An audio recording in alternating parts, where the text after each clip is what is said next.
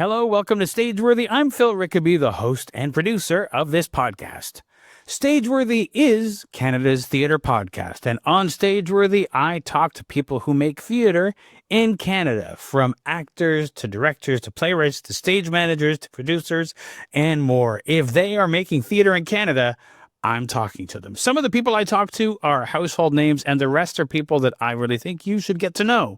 Before we get into this week's episode, let's get a little housekeeping out of the way. If you're watching on YouTube, and did you know that you can watch most episodes on YouTube? When there is a video component, it's on YouTube, and you will find that on the Stageworthy YouTube channel, and also in each episode's webpage. Just scroll down and watch the video if you would like. You'll find that just above the transcripts. I do have transcripts, and I'm working on getting as many transcripts for back episodes as I can. It's a bit of work, but I am working on it. But if you're watching on YouTube and you like what you see, leave a comment. Let me know that you were there.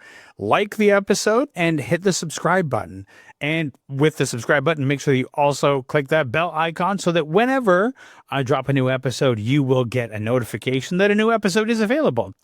Also, if you're listening to the audio version, make sure that you are subscribed. Go to your favorite podcast app, search for Stageworthy, and hit the follow button. That way, whenever a new episode comes out, it will download directly to your device. You won't have to do anything. It will just be there. Also, while you're there, if you are listening on Spotify or Apple Podcasts, please consider leaving a rating and a review. Ratings and reviews help new people to find the show because they bump the podcast up in the algorithm on those platforms, making sure that it goes in front of the eyeballs of more people. So if you enjoy this show, consider leaving a review and a rating, and that way you will help out the show.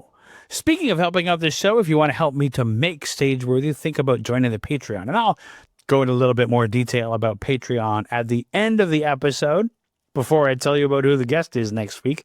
But for now, just know that if you go to patreon.com/Stageworthy, you can become one of the people that helps me to make this show by becoming a patron. This week, my guest is Virginia Woodall. Virginia is a producer at the Toronto Sketch Comedy Festival, and we talk about the history of the festival. We talk about sketch comedy in general and how it relates to theater and everything else. I had a lot of fun talking to Virginia, and I'm looking forward to this year's Toronto Sketch Comedy Festival.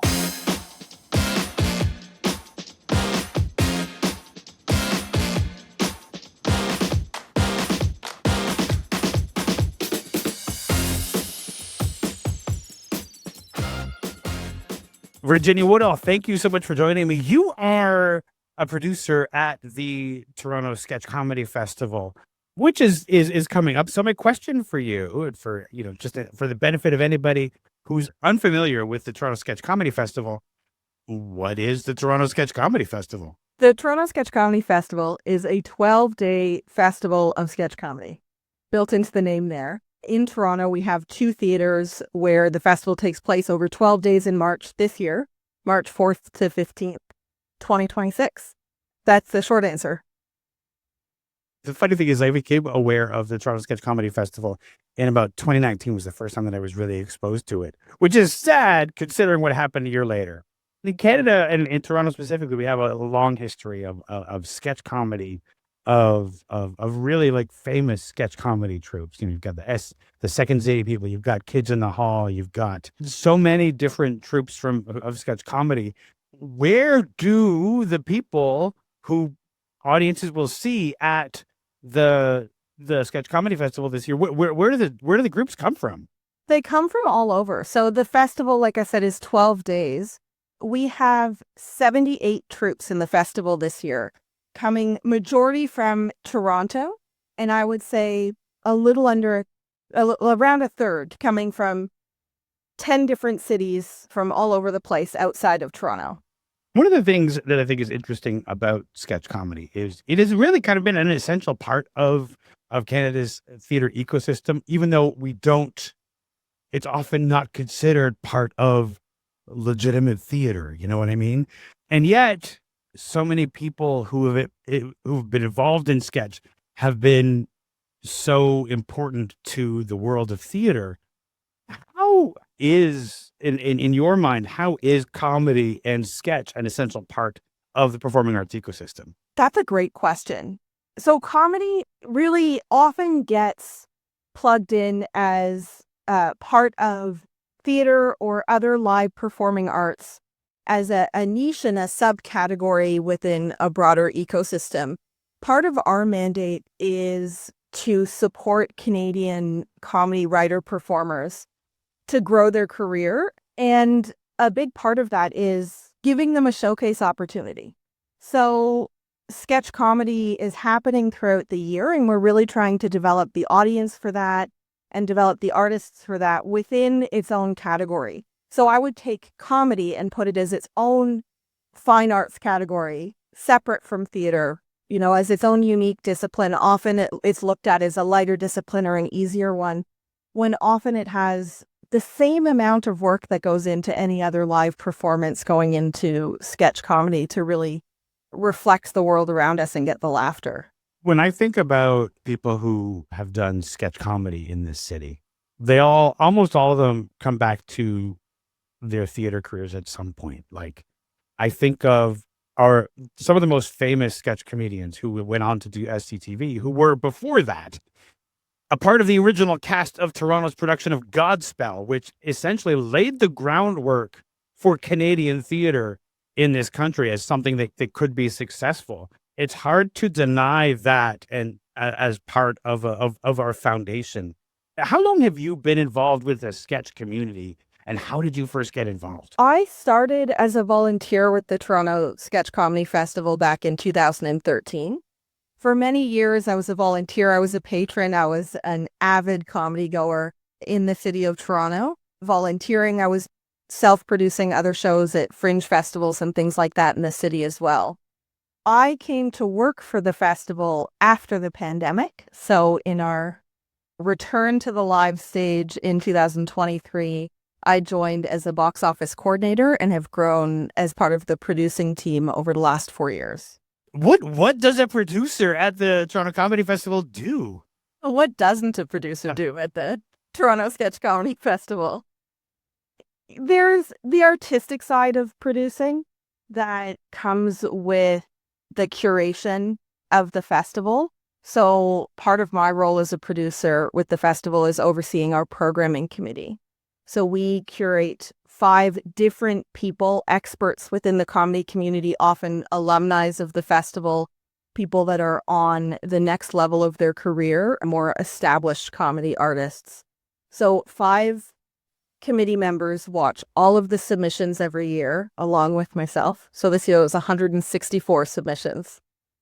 We watch everything, recordings in the back of the room, not the way live comedy is meant to be watched, but we do our best to see through that, and then end up curating what becomes a festival. So that comes from largely the recommendations of the programming committee, and then an element of outreach to our featured performers in the festival.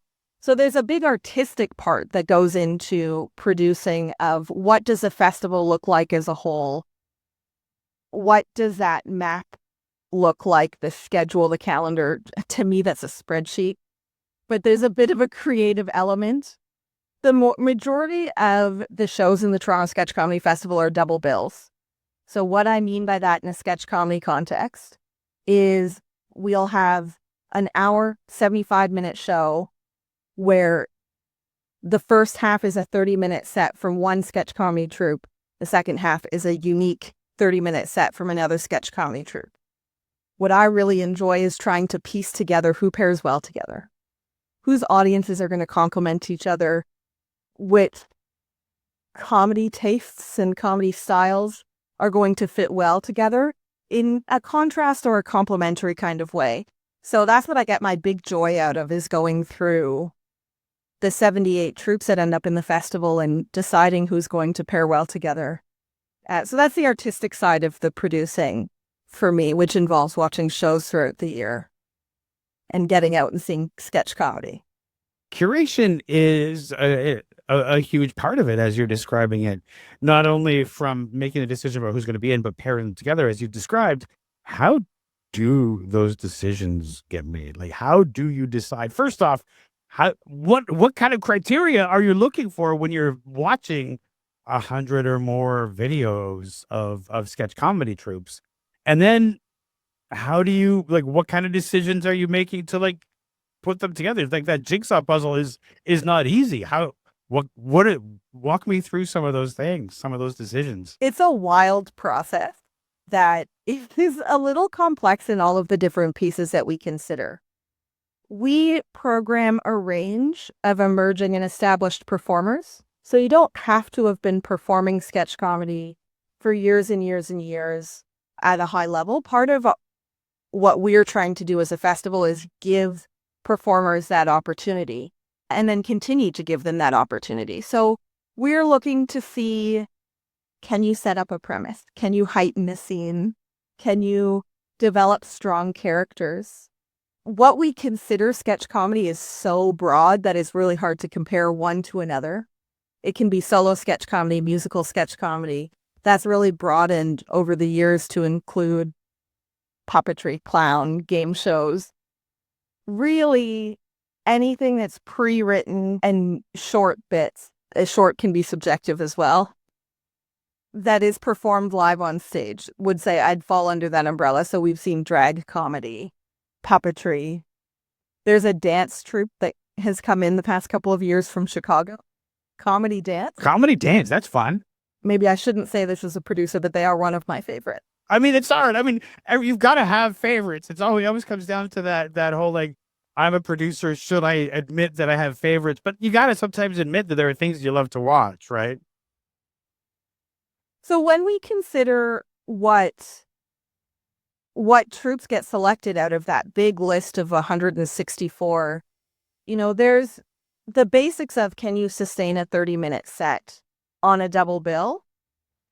And everyone on the programming committee will watch everything. Because comedy can be so subjective, we ask everyone to take their personal sense of humor out of it and to take the quality of the tape out of it, because it's not about that, to try and see through that and say, do we think this would complement the festival? So from there, each committee member will rank all of their submissions in a recommend, a maybe, or a pass for this year. We compile everyone's recommendations and we chat for several hours through everything. And then I take away all of the recommendations that we leave that meeting with. And I'm balancing unique perspective, diverse perspectives, diverse comedy styles, and trying to balance the local acts with the visiting acts. And then sometimes it really comes down to the pairings and the availability and some of the logistics. There's so much incredible talent that we see in our submission pool every year. When you're having that several hours long conversation about, everybody's giving their notes, their opinions, how passionate are the people who are making these recommendations? Do you ever have, like, heated disagreements or like people fighting for one group over another? I guess what I'm trying to say, is it a dramatic, long conversation? It's long. I wouldn't say dramatic. It does get passionate. It gets passionate especially when someone's tape isn't representative of what you can do. So with our programming committee being people that are really established in the community, they're often people that are out at comedy shows throughout the year and maybe touring their own shows at other festivals. So maybe they've seen some of the visiting acts in person. And so what we'll see is a really strong, passionate advocation for someone whose tape maybe doesn't match what we know they can do on stage. And does that kind of thing carry weight? Like if there's somebody who's like, no, you got to admit, you got to see these guys that killed, the tape isn't the best. Does that help to sway the committee? If it was on a maybe, on an edge, it absolutely can. Right. And that's part of why we have a different programming committee every year. Right. So this was my third year overseeing the programming committee, and it's really interesting to see myself seeing a lot of the same submissions, or submissions from the same groups rather, year over year. And it really makes me value the different perspectives and hearing what different colleagues of mine, different fellow artists in the community feel about someone or react to a particular a particular submission. Did I, a little while ago, hear you say that there are sketch entries that might be like game shows? We've seen that in the Yeah. past. Is that something That's that, a little bit on the I'm just curious if that's something that has proliferated over the last few years with the explosion of the popularity of things like Taskmaster from the UK or the programming on dropout.tv, if more people are thinking in that way, or is that just, it's just because there's so much that comes in that eventually you're going to hit like a game show type thing? I think it's a bit of volume, and we've seen it. It's not new and recent to the Dropout TV and Taskmaster and all of those elements. Because it's live, we see a little bit less of that. It's just that we have a really broad definition of what is sketch. So we'll see people reach out and say, is this sketch? And I'll say, well, let's let the programming committee decide this year. That's kind of fun though. Like if you don't have that, if you leave it entirely up to the programming committee, then there isn't a hard and fast rule about, or like a codified, this is what sketch is. It gives it more freedom and allows more of a, I don't know, more diversity in what might be on the stage. Exactly. We don't want to be prescriptive of what any artist is creating, and sketch comedy as an art form is so experimental to begin with. So we don't want to limit that experimentation and come in with too many preconceived notions of what it means to be a sketch comedy game show or to be clown versus sketch comedy. You know, one of the places where it gets a little bit more difficult is if something's overlapping a little bit more heavily with improv or with stand-up and storytelling, where those are more traditional disciplines. And the reason they've not historically been programmed in this festival is because there have been so many other performance opportunities for those comedy formats. It's true. Outside of the something like Sketchfest, I don't know where I would go outside of, I don't know, Second City or maybe occasionally Bad Dog. But to see like sketch comedy that isn't improv adjacent, I think the days of Kids in the Hall having a standing set on Sundays at the Rivoli are long gone. Where outside of Sketchfest, where would somebody go to see some of these acts? I'll make my prediction now that we're coming to a turn on that and seeing a resurgence of sketch comedy, especially with the rise of, TikTok and all the digital short form. That is starting to bleed back into the live sketch comedy scene here in Toronto. There are a number of monthly shows, not as many as there were before the pandemic. There's Sketch at the Rivoli, which is kind of like the sketch comedy open mic of the city. So you mentioned the Kids in the Hall performing at the Rivoli. It's such an iconic comedy stage. So it's a great place for this open mic that doesn't have a curation barrier. They're really open to anybody in the community. You send them a DM on Instagram and they program you for a 5-minute set. As long as there's room, I've seen anywhere from, I think, as low as 8 different acts on the show to as many as 16. It will probably be done by the time that this episode airs, but in January and February every year, there's a sketch comedy competition called Sketch to the Death that takes place every Wednesday in January and February. Sketch to the Death? It's like a sketch comedy. The regular season, if you think of Sketchfest as the playoffs, like this competition is such a great build up. And they actually have a showcase that they'll have their best newcomer and their winner and some of their highlights from the competition in the festival on Thursday, March 5th at 11 p.m.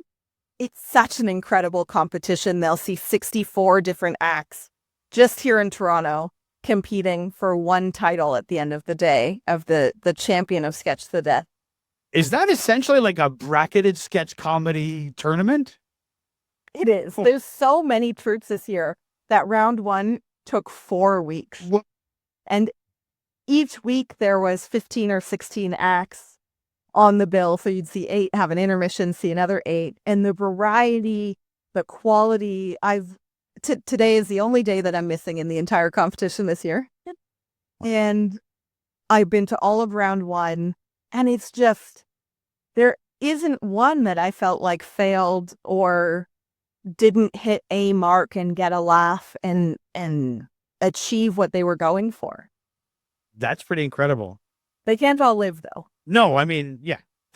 Somebody has to, when it's a bracket, someone must win and someone must die, essentially, right? Like that's, somebody moves on, somebody doesn't. And that's the way it is. And that, but like somebody who kills but doesn't move on still at least has the satisfaction of having like killed in the room, right? Yeah. Yes. And just the power of the laughter, especially because it's a room filled with so many artists with 16 acts on the bill and sketch comedy, that can mean many, many people. It's a full, warm, generous room and such a community building event for sketch comedians in Toronto. Yeah, for sure. You've mentioned community a couple of times, and I'm curious about how you see the importance of community in the world of sketch in the city. Sketch as an art form is so collaborative. Artists often working together. You have solo sketch, but even then, a lot of solo sketch comedians will come together to work on their bits and what they're doing. I think that community builds every aspect of the different art forms that we have. And one of the benefits of sketch comedy is that it can be so open. And I think it's so important for us to be welcoming, to encourage the growth of all of the artists. Rising tides lift all boats. So the more people that are working together and get to know each other, the more that will do to build the art form for everybody. There's that element. And then I think it's encouraging to work together and be supportive outside of a school environment, right? There's the courses at Second City, which again, a little bit more improv focused, but improv with the end goal of sketch comedy. Bad Dog Theater, more focused on improv.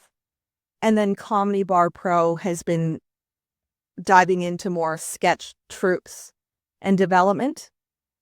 So if you're not in one of these school programs, it can be hard to find the other people. It can be intimidating to go out and grow in that mid-career phase as a sketch comedian of, okay, I've finished these school programs, now what? And I think that's where an open community that's loud is so critical to artists not giving up in the middle. Yeah. I mean, you mentioned doing some fringe producing and things like that. One of the things that the Toronto Fringe has, and many fringes have, is like a place where there's like the fringe tent, the bar. There's a place where people gather and can socialize, and it's a great way to bring the community together. It's one of my favorite things about those festivals. Is there an equivalent at Sketchfest for the artists who are performing to sort of like mingle and compliment each other and get to just talk and nerd out over sketch? Absolutely. There's the public facing side of the festival, which are the 78 different or 72 shows where all the troupes are performing. The artist facing side, there's some structure to it. With our Learning and Fun program, we have a series of panels and workshops. And then there's also an industry mixer that we run, sponsored by Counterfeit Productions. We gather 75 artists in a cramped little gallery space at the theater center and force the artists to shake hands with industry members. So often it's the Sketchfest staff walking around, noticing industry members talking to each other. So it could be someone from a production company, a broadcasting organization, different producers throughout the city. We see them tend to gather together, and then the artists tend to gather together, and we will pull them together and say, oh, you should meet each other. And that's where some of the handshakes can happen. And then we have a few artist parties where the industry isn't there. People don't have to be on their best behavior for industry and networking. And we do that both at brunch for people that prefer the daytime and a late night event on the Saturday nights after our shows finish. That's called Sketch Train, which is kind of like, I would liken it to karaoke for sketch comedy. Everybody performs their favorite sketch for each other, or their goofiest sketch that they might not do for an audience, but it's a little bit inside baseball for each other. So it's essentially the aristocrats for sketch comedy. For those who know that bit from stand up. I don't know that I know that bit. Oh, okay. It's like a terrible, horrible joke that comedians just tell each other. There was a documentary made about it, and each comedian trying to gross out each other. But it's a thing they never do on stage, or rarely do on stage. It's just something they do for themselves. So it's like, so this is kind of like sketch artists doing the thing they might not do on stage, but it's the thing they do for each other. Yes, yeah, they do for each other their silliest stuff, their fan favorite for the people inside. We get a bunch of snacks and pizza, and we stay there until we have to lock the doors behind us at 2 a.m. And it's just such a great way for the artists to get to know each other. And we have an award that we present at the second event in the weekend called the Sketchiest Sketch Troupe. And do you win that? Is that just judged on that night? On the last Saturday of the festival, it's peer nominated. Write in your nominations and your votes throughout the night. We collect all of the write-in ballots, and we tally it up at about 1:30 in the morning and present the Sketchiest Sketch Troupe Award. It was created by a sketch troupe called the Understudies when they, I'll say air quotes, retired. They're back now. They retired, and they left a fund, a small pot, that would go to the sketchiest sketch troupe. So it's an award that comes with the honor and the burden of producing the sketchiest sketch show at some point throughout the year before the next Sketchfest. You can use the funds in the pot to produce the show, you can hire a director, get your props and costumes and wigs, rent the venue, and produce a really fun, sketchy sketch show.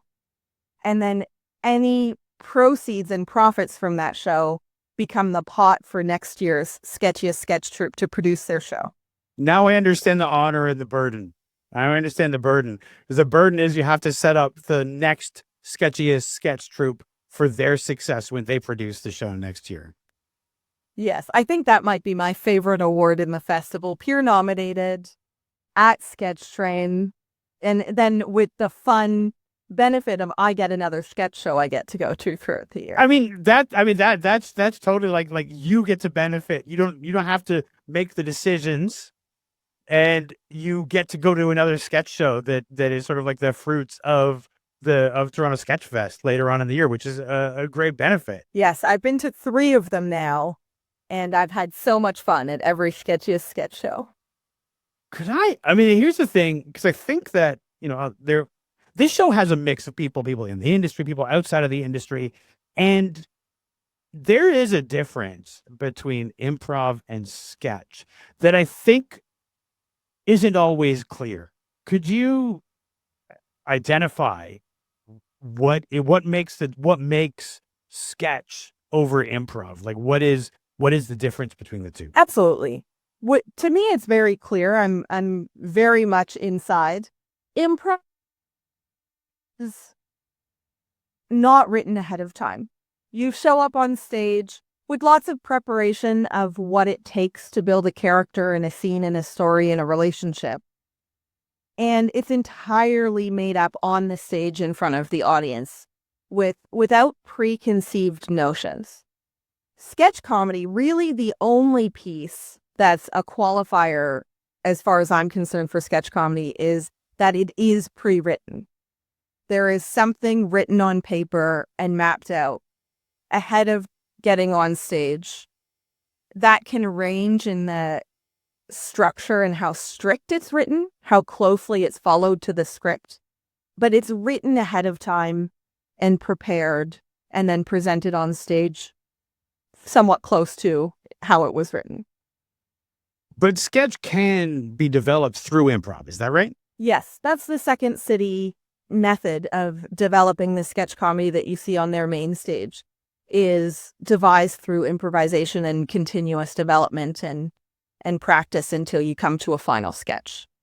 Nice. One of the many methods of developing sketch comedy. I'm sure there are as many methods as there are troupes, right? Like, I think that I was actually just thinking about the first time that I saw Kids in the Hall was at a massive venue. There was a fundraiser back in the day at Convocation Hall, And they did sketches throughout. And I think they had a mix of we improv and some we write. And then Scott Thompson came out and did Buddy Cole. And it was the first time most people in that room had ever seen that character. And actually, nobody knew what was happening because he entered from the back and hopped up on the stage and just started talking. And I think that's something that's written. And some of their other stuff was stuff that was improvised. Or it came out of improv. So there are so many different ways of creating a sketch, and to varying different degrees. Like even within one troupe, it could be that way. Absolutely. And that's part of the beauty of it, how broad ranging it is. And one of the reasons that we believe it should be a unique discipline, because there's so much variety, and not just sketch comedy, but comedy as a whole has so much breadth and variety as an art form. Yeah. Is there Sketchfest programming all year round, or is it just during the official Sketchfest? Our main event is the Sketch Comedy Festival, March 4th to 15th. We run a more or less monthly sketch comedy cabaret that's a little bit looser for stage time and more open to artists rather than curated.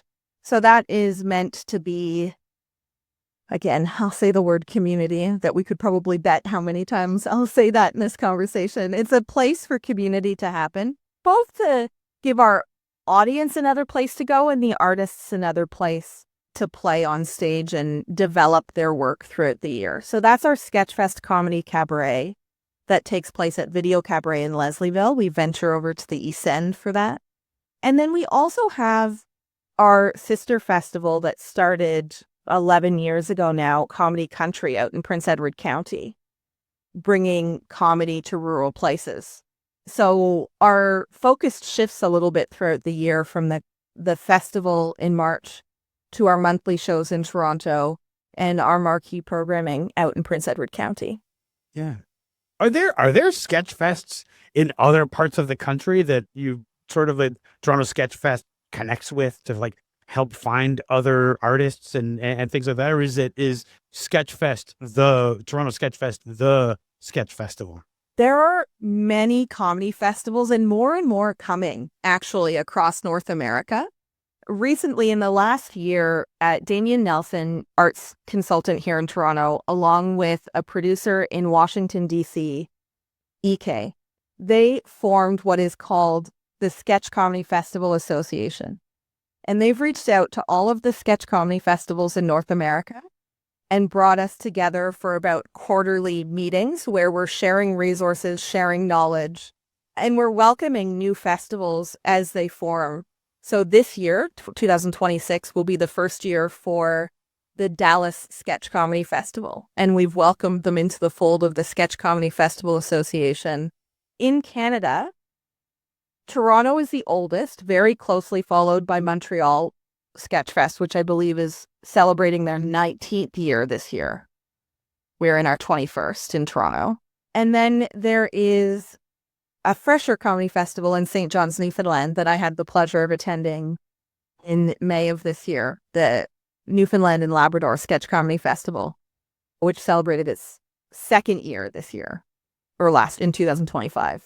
With different sketch scenes, sketch communities in Toronto, Montreal, Newfoundland, just to name three, and having, been able to go to like Newfoundland and see that, do you find that the sensibility is different in each place? Are there distinct styles or variations that you can see in each city that marks it as different from, say, Toronto and Montreal and St. John's?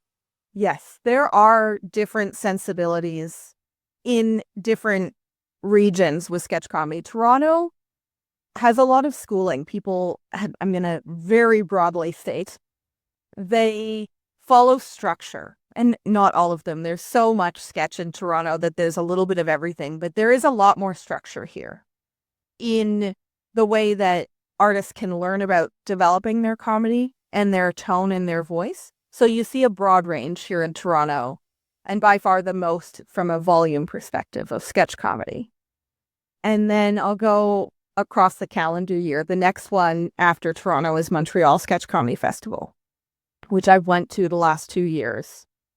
They have a very physical comedy, which is so interesting. I don't know where that comes from in a city, that it is so physical. Some people will describe it as messy, but I don't like that. I think it's just that it's physical comedy. They do have a splash zone. They warn you if you're in the first 2 rows, you will probably get hit by some sort of liquid at some point during one of their shows, which is true. I've sat in the front row and gotten wet. And it's a bit of the personality. It's such a high energy. It's the community coming together in Théâtre Sainte-Catherine, a really old theater in Montreal. If you've performed comedy in Montreal, you'll know it. It's a hub there for improv and sketch in the city. And I would just say the personality is so physical, and it feels like a party when you're there with everybody coming together. It's so welcoming. And then Newfoundland.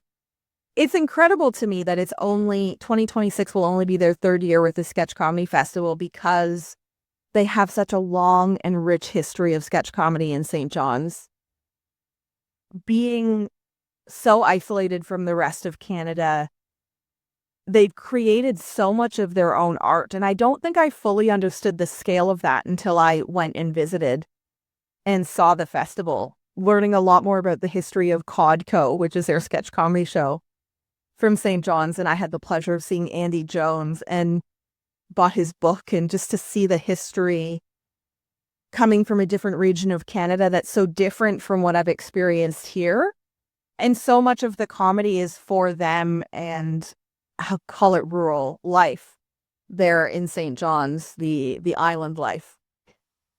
As you were mentioning St. John's, I was thinking about Codco, because I remember when Codco was on the CBC and how it was like, at the time, it was kind of like must-see television, and how that group eventually gave us This Hour Has 22 Minutes, and how they've become so important to comedy in Canada, just generally, sort of kind of taking the torch from the air farce as well. And as you mentioned Montreal, and that's such a party, it does not surprise me, because the Montreal Fringe is a party, and it's the thing that everybody talks about is how Montreal puts on a festival. When you're connecting with these 2 festivals, is it hard to take off your producer's hat and just sit and enjoy it, or is the producer always active in the back of your head? At first, when I went to other comedy shows, it was a little bit difficult. Now it's just the most blissful feeling to go to another person's comedy festival where I can sit and enjoy all of it without thinking about the next thing to do. In St. John's in particular, it was one venue. I could watch everything. I missed the first day. I got in on the Wednesday to Sunday. I called it my sketch comedy vacation, because I'd gone to Montreal. I came home for 1 day before I flew to St. John's.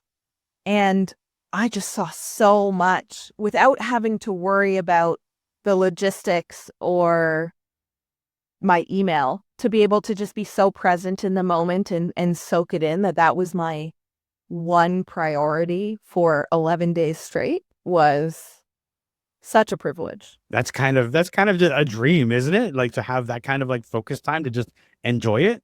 It was pretty incredible. It's what I dream of. I hope that I'll have that opportunity every year. The next on my list are a little bit less exclusively sketch comedy focused. Grindstone Comedy Festival in Edmonton. That's a big one, which has a big sketch comedy component. And the Winnipeg Comedy Festival, of course, which is more stand-up focused, but again includes some sketch comedy within their program. I mean, you always used to see a bit of sketch comedy within Montreal's Just for Laughs festival when it was operating too. So it wasn't just stand-up. It was often a mixed bag of like musical comedy and sketch and all kinds of things. It's kind of fascinating to see how all of these different comedy festivals can incorporate sketch in amongst all the other forms. Yes. I think it's wonderful that sketch comedy is included in all of those other festivals. It's interesting to me as an audience member. I don't know what it is. It feels a little jarring to have stand-up comedy juxtaposed against sketch comedy.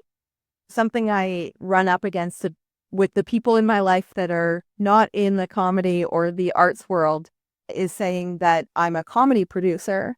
The first thing that I think people think of is stand-up comedy.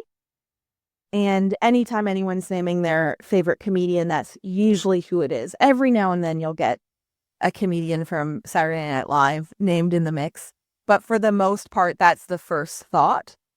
So I think it's really important that when we're having audiences walk into a room for a sketch comedy show, that we prepare them for it and welcome them into the room and give a little bit of a transition moment for a general audience that sketch comedy is scripted bits and it will look different and feel different than stand-up comedy. Yeah. Same with improv. It needs an introduction. For sure. Absolutely.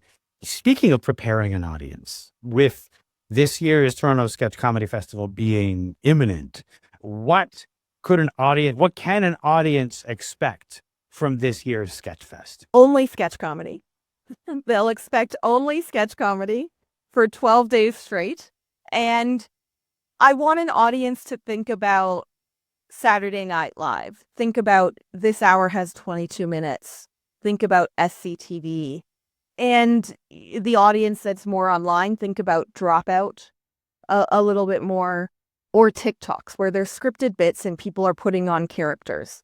And go in with an open mind. That's what I want audiences to do, is come in with an open mind and ready to laugh. I'm going to ask you a difficult question. And because, again, we've sort of we alluded to the fact that as a producer, you don't have favorites except for there's the dance troupe out of Chicago. Are there any groups that you could name that are, or any nights that are must see for an audience that somebody had, I can go one night, or I can go 2 nights? Are there any groups that you would say this is who you have to see, or this is the night you have to go? I do feel like that's a little bit of an impossible question. I know it's not a fair question to ask. I have to ask it, but I know it's not really fair. Because I know you can't name which of your children is your favorite, and it's an unfair question, but I still stand by it. Are there any groups that somebody might have heard of, or who are particularly unique, you are most looking forward to this year? Let's put it that way, rather than favorites or anything like that. Okay, yes. There are troupes that I'm looking forward to. So there's troupes that I'm looking forward to that I've seen for years. And that would be our featured series. It's a little bit of an out because it's in the name that they're featured in the festival. They'll be some of the more recognizable faces to people in general audiences that may have seen them at Fringe or in other venues and other festivals across Canada. So first we have Sex T-Rex with their hit show Crime After Crime After Crime. I'm going to stop you right there because, first off, Sex T-Rex, I've been a fan of theirs since I first saw them. And Crime After Crime After Crime is a magnum opus. The physical comedy, just everything that's in it. I will sing the praises of that show every time I get the opportunity to. It's such an incredible mashup of genre and physical comedy, and the beats and the pacing is so incredible with everything that they do. But in particular, Crime After Crime has such a soft spot in my heart as maybe one of my favorite live performances of all time. Yeah. And it's hard to say, it's hard to look at their collection of shows and say, I have a favorite, but I think Crime After Crime After Crime might be my favorite of theirs. Yes. They won the Best of Fest at Toronto Sketchfest in 2019 with A Noir in Beige, which was the first act of Crime After Crime earlier in its development. And so it's such a great story for us to have them. I mean, they've come back to the festival with different shows many times. They're a festival favorite. Our audiences know them. The general audiences know them. But to have them come back with Crime After Crime through that journey is really special to us. And I'm so excited, March 6th and March 7th, to have the opportunity to present that to another 320 audience members across the 2 nights. Yeah. As it will undoubtedly sell out. 100%. Who else is in the featured series? I interrupted because I got excited about Sex T-Rex, but who else can people see in the featured series? We have the Tita Collective, another very well-known Toronto sketch comedy troupe. The Tita Collective coming back to the festival again. It's a very full circle moment for us this year, presenting Tita jokes. So the Tita Collective is a collective of Filipina artists presenting sketch comedy for their titas. So family musical comedy, very heartwarming and connected, easy to connect to comedy. Yeah, I think Tita Jokes was their first, at least it was the first time that I think I was aware of them. They toured it around all over the place. So it's really great, again, to see Tita, the Tita Collective come to the Toronto Sketchfest.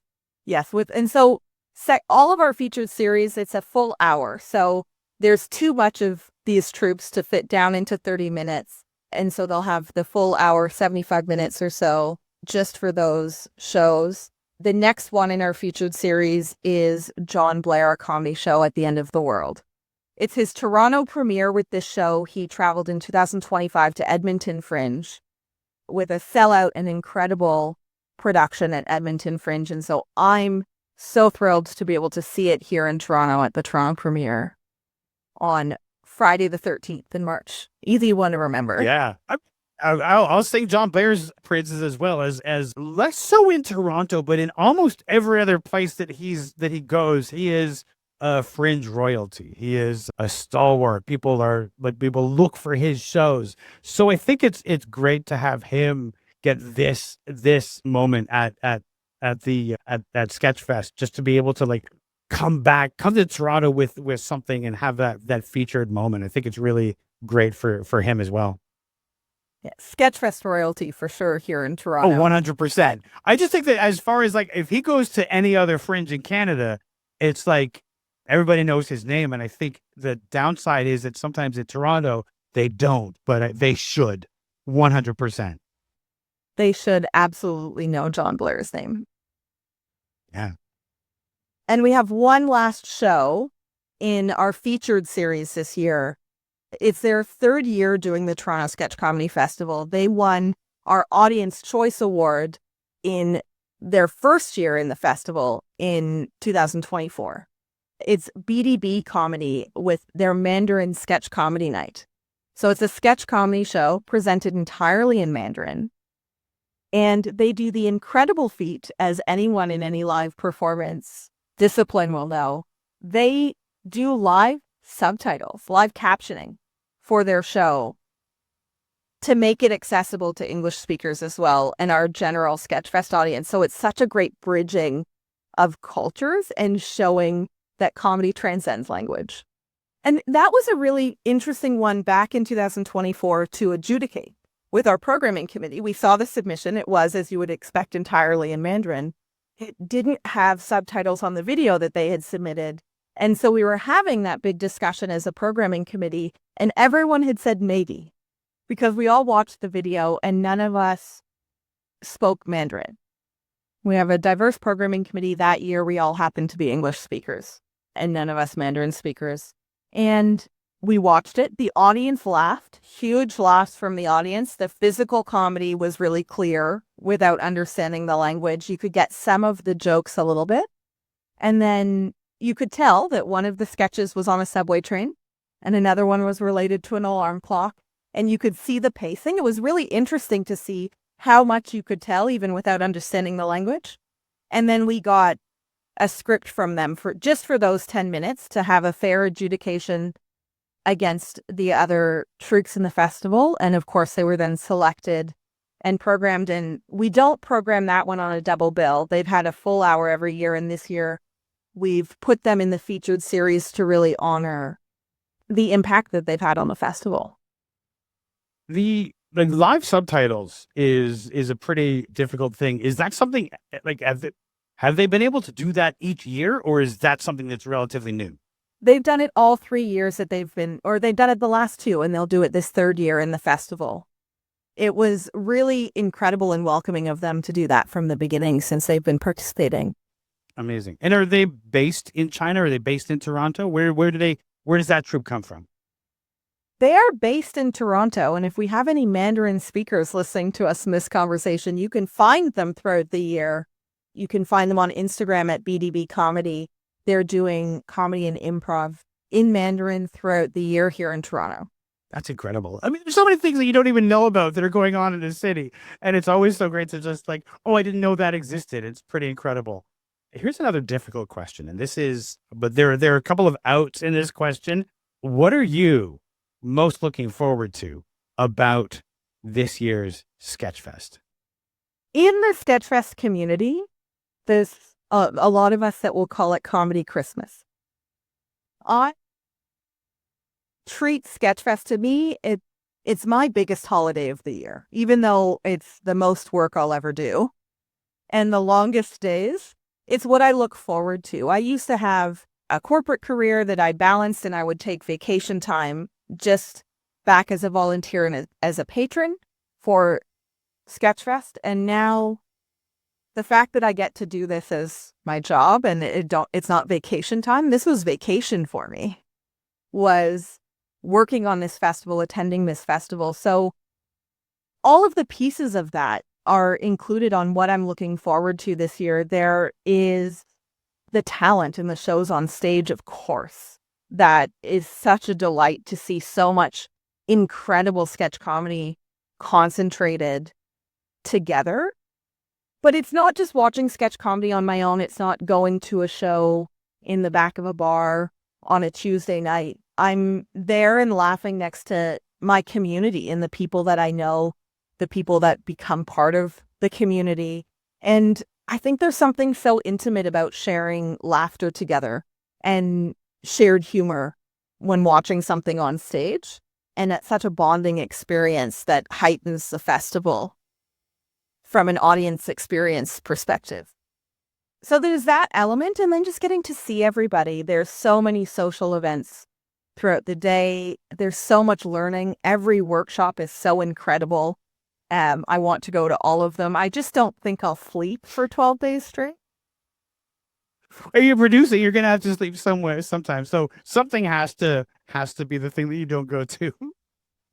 Well, and with 4 theaters this year, it's not possible to see everything, which is both a blessing that there's so much incredible talent and an audience to support it. And one of the biggest challenges of the festival, and you have to decide with not being able to quite fit in everything. At most, troupes will have 2 performance slots. So I know that people will work their fringe schedules to the max with any fringe festival, and I've done that as well to try and fit in as much as you can. With 8 performances in 2 weeks, you have a little bit more flexibility to fit in the top acts on your list, the top shows on your list. It's so hard with 2 and often only 1 show from a troupe to see everybody. So that would be the biggest challenge for the festival. I'll answer the opposite of your question. For sure. I mean, sure, absolutely. I think that's awesome. I think you've done a great job of sharing Toronto Sketchfest with us today. I want to thank you for coming on and talking about that. And Virginia, thank you so much for being on Stageworthy. Thank you, Phil. It's been a delight. Thank you for listening to this episode of Stageworthy. Before I get into who my guest is next week, I want to talk a little bit about Patreon, just like I promised I would at the start of the show. I can't make this show without the people who've chosen to back me on Patreon. Even though this podcast is available to you for free, it still costs money to make the show. It costs money to host a website, to host the audio files and distribution of the podcast to all of the platforms. It costs money for editing software, for transcripts, which I mentioned earlier as well. I do have transcripts on every episode, and I'm working on the back catalog, and that costs money as well. So there are all these little things that pile up and cost money. And I don't have advertising, I don't have sponsors. So the Patreon is the only way that I'm able to be supported in making this. And for most of the 10 years of this podcast, I've done that on my own. I've paid for this podcast out of my own pocket. But when I was talking about bringing it back, I knew that I needed help and I needed people to back the podcast to be able to keep doing it. And so if you enjoy this podcast, if you enjoy Stageworthy and you want to be one of the people that helps me to make this show, please become a patron by going to patreon.com/Stageworthy and join the Patreon. Patrons get early access to episodes. We'll have conversations about interesting topics in theater. And of course, the more people who join the Patreon, the more I can offer to the patrons. So if you want to help me to make this podcast, if you value Stageworthy, please become a patron. Go to patreon.com/Stageworthy and join the Patreon. My guest next week is Emily Jeffers. And Emily is probably most known for her character Biddy Bat, which I saw at the Toronto Fringe Festival last year. I had a great conversation with Emily, and I can't wait for you to hear it next week on Stageworthy.